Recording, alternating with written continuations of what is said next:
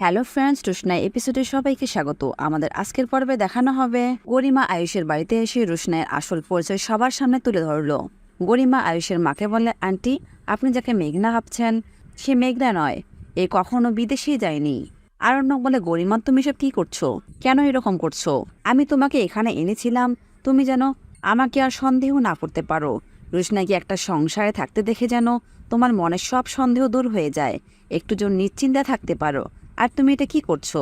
তখন গরিমা বলে, তুমি চুপ থাকো আরণ্যক, এর আসল সত্যিটা সবার সামনে তুলে ধরা উচিত, সবার জানা উচিত যে আসলে এ কে।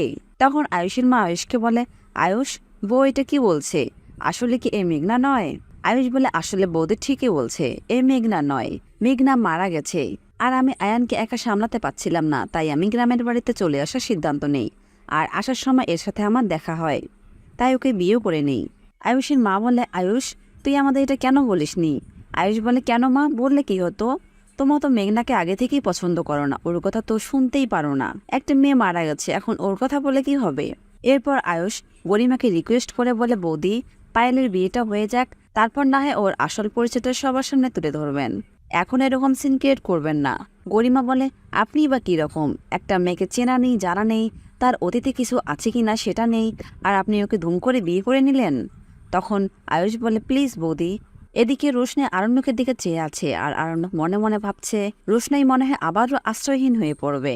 আমি ভেবেছিলাম গরিমাকে এখানে নিয়ে আসলে রোশনাইকে দেখে হয়তোবা ও অনেকটা খুশি হবে যে ও এখন নতুন জীবন শুরু করেছে, কিন্তু সেটা উল্টো হয়ে গেল। আমার জন্য আবারও রোশনাই আশ্রয়হীন হয়ে পড়বে।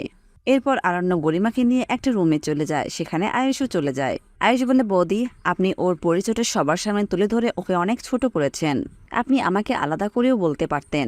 গরিমা বলে, আলাদা করে বলবো কেন? এটা তো সবার জানা উচিত। আর আপনি হয়তো জানেন না, ওর অতীতে অনেক কিছু ছিল, আছে। ও আপনাকে ভালোবাসেনি, ও আপনার ধন সম্পদকে ভালোবেসেছে। আয়ুষ বলে, না বৌদি, ও তেমন না, ও আমার কাছে কিছুই চায়নি। তখন গরিমা বলে, ও একজনকে নিয়ে সুখী নয়। আয়ুষ বলে, হোয়াট? এরপর গরিমা বলে, আপনি জানেন ওর মন প্রাণ জুড়ে আছে আরণ্যক, আর শুধু ওর নয়, আরণ্যকেরও মন প্রাণ জুড়ে আছে শুধুমাত্র রোশনাই। এই কথা শুনে আয়ুষ আরণ্যকের দিকে তাকায়। আরণ্যক বলে, গরিমা চুপ করো। কিন্তু আজ আর গরিমাকে থামায় কে? গরিমা আয়ুষকে বলে, আরণ্যক কি তোমাকে জানিয়েছে আরণ্যকের সাথে রোশনাইয়ের মন্দিরে বিয়ে হয়েছিল? আর এই কথাটা শুনে আয়ুষ অনেকটা অবাক হয়ে যায়। আরণ্যক বলে, আয়ুষ, আমি তোকে আসল সত্যিটা বলছি, গরিমা তোকে সব সত্যিটা জানাচ্ছে না। আয়ুষ, হ্যাঁ, রোশনাইয়ের সাথে আমার বিয়ে হয়েছিল, কিন্তু সেটা ছিল মিথ্যে বিয়ে।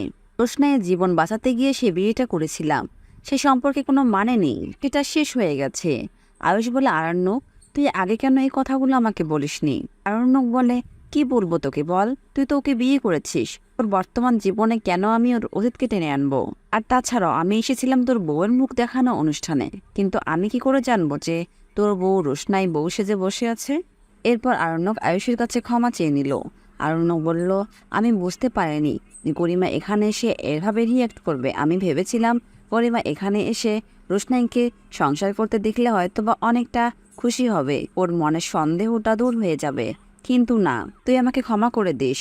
আমার জন্য তোর পরিবারে যে অশান্তি সৃষ্টি হয়েছে, জানি না তুই কিভাবে সেটা ঠিক করবি। অন্যদিকে পায়েলের বিয়ে, কিন্তু পায়েল বাড়িতে নেই, সে কোথায় গেছে? বিনা আসি রোশনাইকে জিজ্ঞেস করে, আমার নাতনি কোথায়? বলো, সে কোথায় গেছে? কোথায় তাকে লুকিয়ে রেখেছো? রোশনাই বলে, আমি লুকিয়ে রাখিনি, ও আসবে।